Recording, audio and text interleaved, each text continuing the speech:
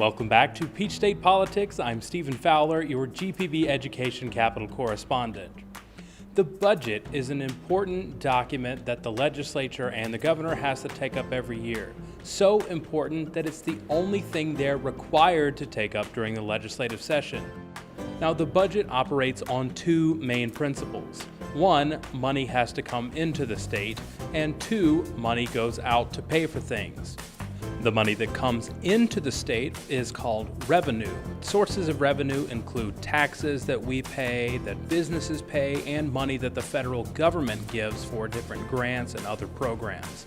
Then on the other side of the equation, you have the expenses, which is what the different state agencies request to pay for things like payroll, roads and bridges, and other important things. The state cannot spend more money than it takes in, which is why the budget is important. The state has an economist who takes a look at tax revenues from the past and predicts how much of it comes in the future to give a baseline for how much of a budget Georgia can afford. Then the governor asks different state agencies to put in their requests for how much money they need and how much that differs from year to year. The budget doesn't run from January to December like a typical calendar year. Instead, it's a fiscal year, which runs from July 1st to June 30th of the next year. Now, if there's any money left over in the budget, that goes to what's called a rainy day fund.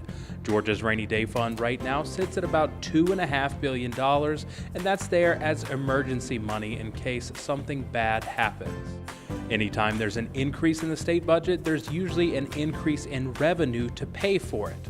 So if the state collects more money from taxes or other revenues, that means there's more room in the budget to do different things like increase pay for state workers or build more roads and bridges.